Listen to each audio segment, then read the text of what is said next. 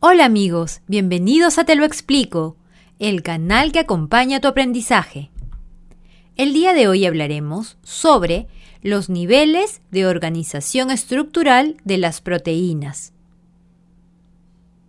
Las proteínas presentan 4 niveles de organización estructural y es muy fácil recordarlos.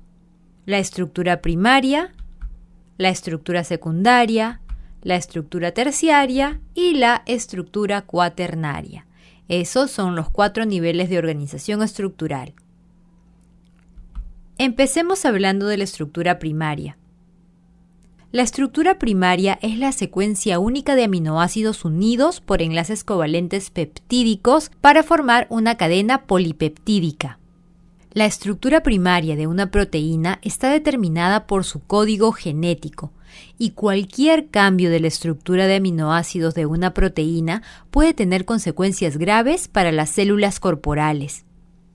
Por ejemplo, en la enfermedad drepanocítica, un aminoácido no polar, que es la valina, reemplaza a un aminoácido polar, que es el ácido glutámico, debido a la presencia de 2 mutaciones de la proteína transportadora de oxígeno hemoglobina. Este cambio de aminoácidos disminuye la hidrosolubilidad de la hemoglobina. En consecuencia, la hemoglobina alterada tiende a formar cristales dentro de los eritrocitos o produce células falciformes deformadas que no pueden circular en forma apropiada a través de los vasos sanguíneos de pequeño diámetro, causando muchos males en la salud. Hablemos ahora de la estructura secundaria. La estructura secundaria de una proteína consiste en la rotación o el plegamiento repetitivo de aminoácidos adyacentes de la cadena polipeptídica. 2 estructuras secundarias comunes son alfa-hélices o espirales en sentido horario, como podemos ver en la imagen, y hojas beta plegadas, que son estas de aquí. La estructura secundaria de una proteína se estabiliza por puentes de hidrógeno, que se forman a intervalos regulares a lo largo del esqueleto polipeptídico. Hablemos ahora de la estructura terciaria. La estructura terciaria hace referencia a la forma tridimensional de la cadena polipeptídica. Cada proteína tiene una estructura terciaria singular que determina su función. Ese patrón de plegamiento terciario permite que aminoácidos presentes en extremos opuestos de la cadena sean vecinos cercanos, porque no es lineal. Varios tipos de enlaces pueden contribuir a la estructura terciaria de una proteína.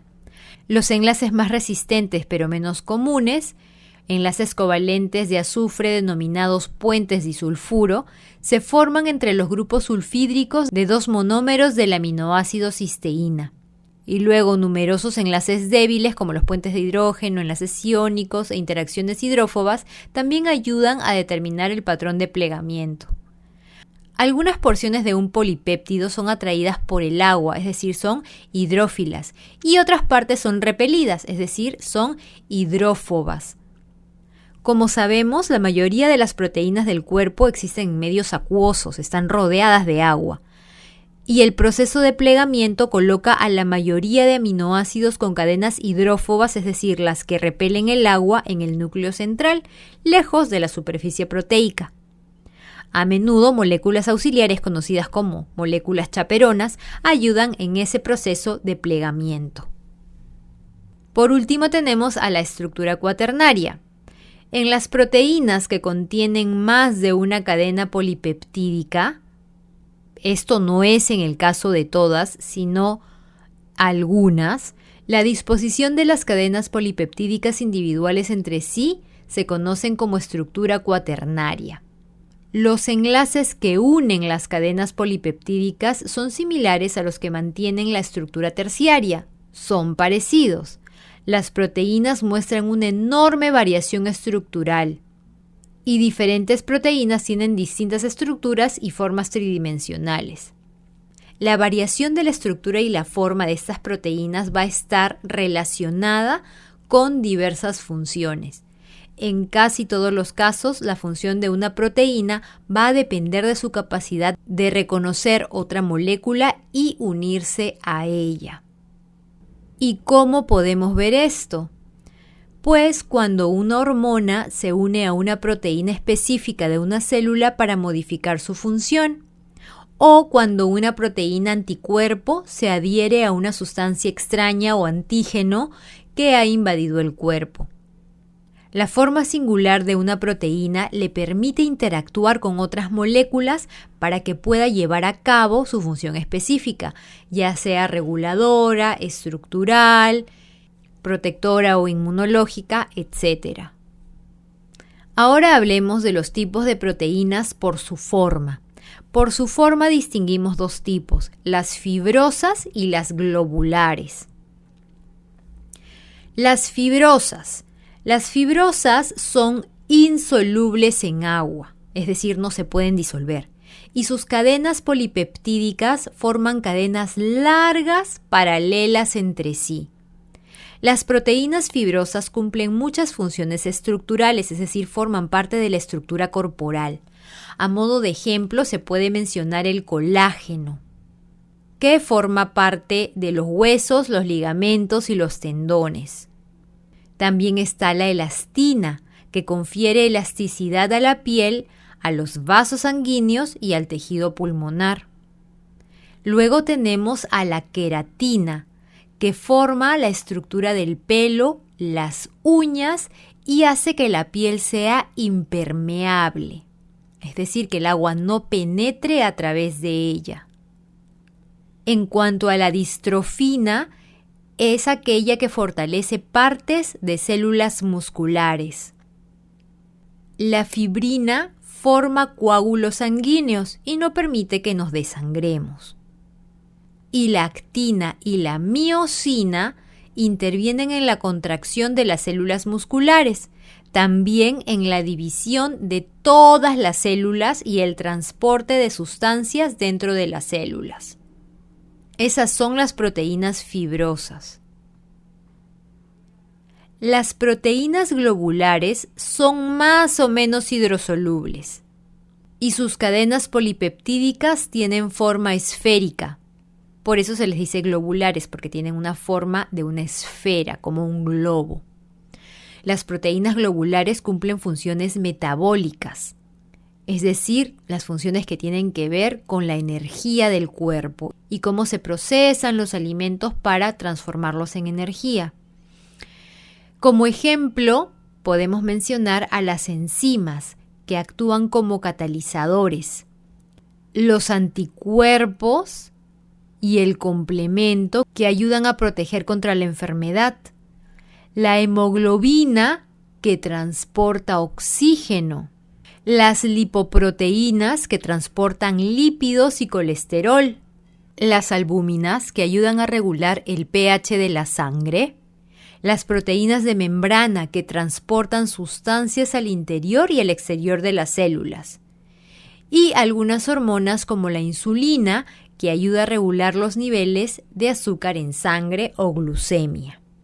Finalmente hablaremos de la desnaturalización. Los mecanismos homeostáticos mantienen la temperatura y la composición química de los líquidos orgánicos, los mantienen en el nivel correcto de temperatura y de composición. Este mecanismo es muy importante, pues permite que las proteínas corporales mantengan sus formas tridimensionales apropiadas. Si una proteína encuentra un medio alterado, se puede desplegar y perder su forma característica. Este proceso se denomina desnaturalización. Las proteínas desnaturalizadas ya no son funcionales. Ahora, si bien es cierto que en algunos casos se puede revertir esa desnaturalización, hay ejemplos en los que no se puede revertir, como por ejemplo al freír un huevo. La fritura de un huevo, que es una proteína, es un ejemplo de desnaturalización permanente. En el huevo crudo, la proteína soluble de la clara o albumina es un líquido viscoso transparente. Cuando se aplica calor a ese huevo, la proteína se desnaturaliza, se torna insoluble y se vuelve blanca. Ese proceso ya no se puede revertir. Hay otros procesos en nuestro cuerpo en que la desnaturalización de las proteínas sí se puede revertir, Pero así como en el caso del huevo, hay otros procesos de desnaturalización de proteínas que no se pueden revertir causando daños permanentes a nuestra salud. Y bueno chicos, eso es todo por el día de hoy. Espero que les haya servido y les haya gustado. Recuerden que Te lo explico es un canal para aprender, para enseñar y para compartir. No se olviden de suscribirse al canal, de darle like a los videos que les gustan y sobre todo no se olviden de dejarnos sus comentarios que nos encanta leerlos. El día de hoy voy a saludar a Zuleidi Vega 406 que dice excelente, felicidades, muchas gracias Zuleidi, un abrazo para ti y muchas bendiciones. También a Leila Zulbarán 3662 que me dice que tiene 50 años pero volvería a jugar Yaces.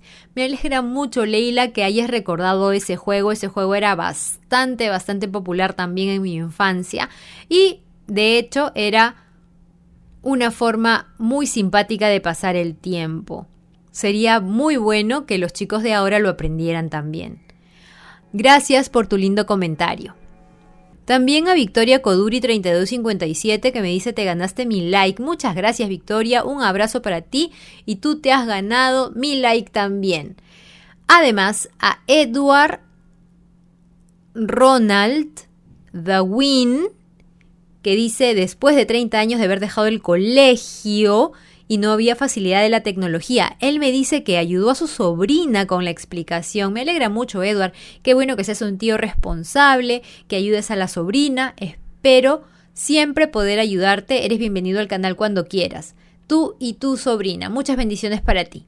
Además, voy a saludar a Pablín Trimino 5208, que dice excelente explicación, muy buen video. Muchas gracias Pablín, un abrazo para ti y muchísimas bendiciones. También a todo Capatce 8649, que dice gané el examen. Me alegra mucho que hayas ganado el examen, espero que siempre te vaya bien en tus exámenes y que tengas muchos éxitos en tus estudios.